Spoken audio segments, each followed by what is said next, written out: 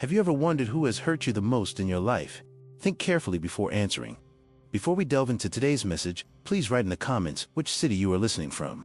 Who really caused the most damage to your peace, your growth, your relationships, your connection with God? Was it that person who betrayed you? Was it that family member who disappointed you? Was it that unfair boss? Was it that lover who abandoned you? Or was it you? One of the greatest difficulties for human beings, and pay attention to this because it's fundamental, is not forgiving others. It isn't. Forgiving another person, however painful it may be, follows a familiar script. We know how it works. The person hurts us, we suffer, we process it over time, and eventually we forgive. Or we don't forgive, but at least we know we should. But there is a type of forgiveness that is much more difficult, much more necessary, and often completely ignored: self-forgiveness. And here's the painful truth. We usually associate forgiveness with offenses we receive from the outside: betrayals, injustices, abandonment, harsh words that have scarred us. We spend years ruminating on these wounds, years processing these resentments. But how many times have you stopped to honestly look inside yourself and acknowledge that you are the one who hurt yourself? I'll be straight with you. How many times have you distrusted yourself when you should have? How many times have you chosen the easiest path, knowing it wasn't the best? How many times have you acted impulsively and destroyed something valuable? How many words have you said that have pushed important people away from your life? How many opportunities have you wasted because of laziness, fear, or pride? How many times have you distanced yourself from God, not because God distanced himself, but because you chose another path? In each of these situations, who pulled the rug out from under themselves? It was you. And this is not judgment, it's an observation, it's honesty. It's the first step towards true awakening. Pride and ego, those two inseparable companions of spiritual immaturity, create sophisticated mechanisms of self-deception that prevent us from recognizing this. Do you know how it works?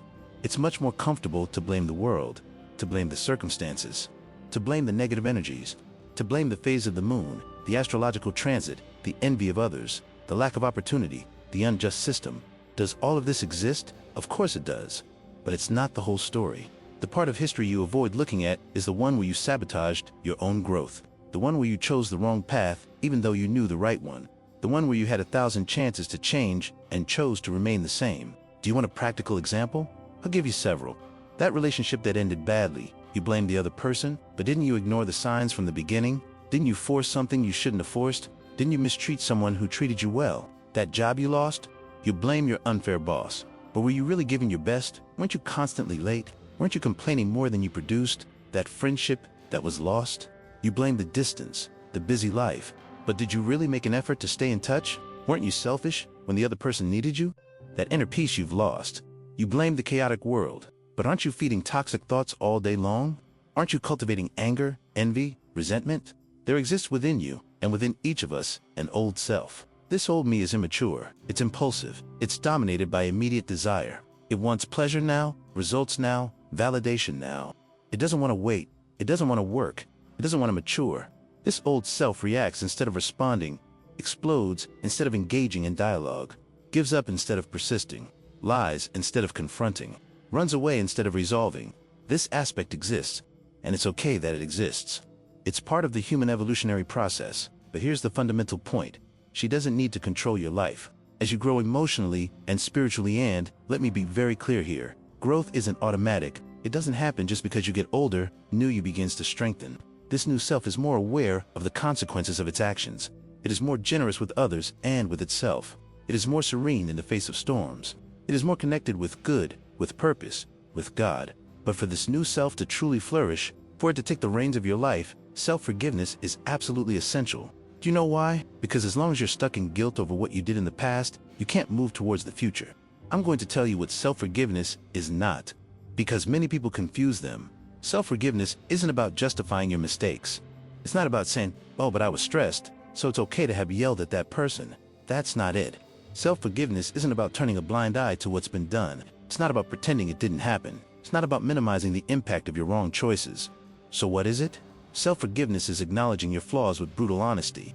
It's looking at them without masks, without excuses, without self-deception. It means, yes, I made a mistake. Yes, I hurt someone. Yes, I failed. Yes, I could have done things differently. And then, and this is crucial, it's about learning from them and moving forward without becoming trapped by guilt.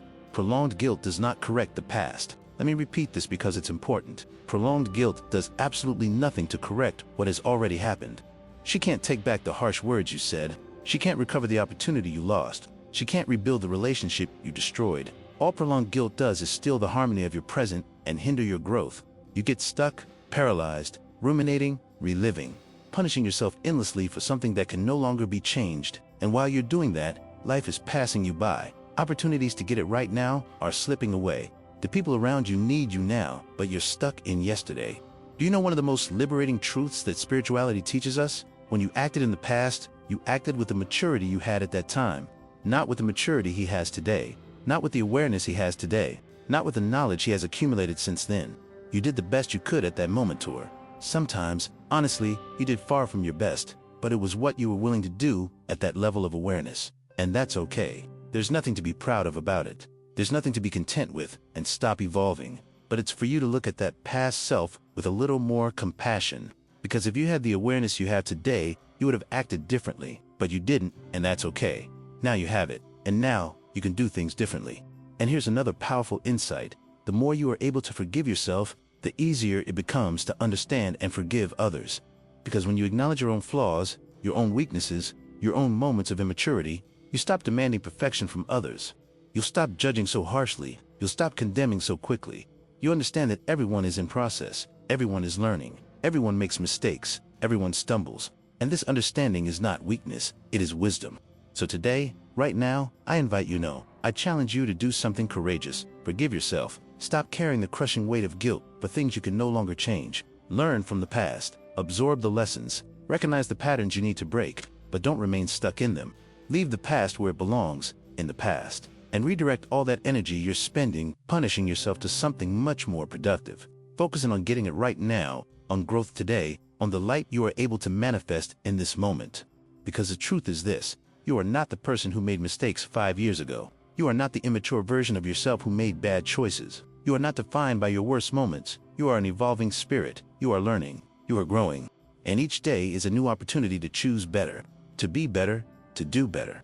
But this only happens if you free yourself from the prison of guilt. Forgive yourself, not because you deserve it, not because what you did wasn't serious, but spiritual evolution demands it. Because God didn't create you to live chained to the past, because you have a greater purpose than dwelling on old mistakes. Forgive yourself and move on, with humility, with learning, with a commitment to doing things differently. But go ahead. If this message touched something deep within you, if it confronted you, if it showed you something you were avoiding, facing, I invite you to subscribe to the Messages from the Soul channel. Share this video with someone who also needs to hear this. And join our chain of 1,000 hearts. When the channel reaches 1,000 subscribers, we'll start posting messages daily.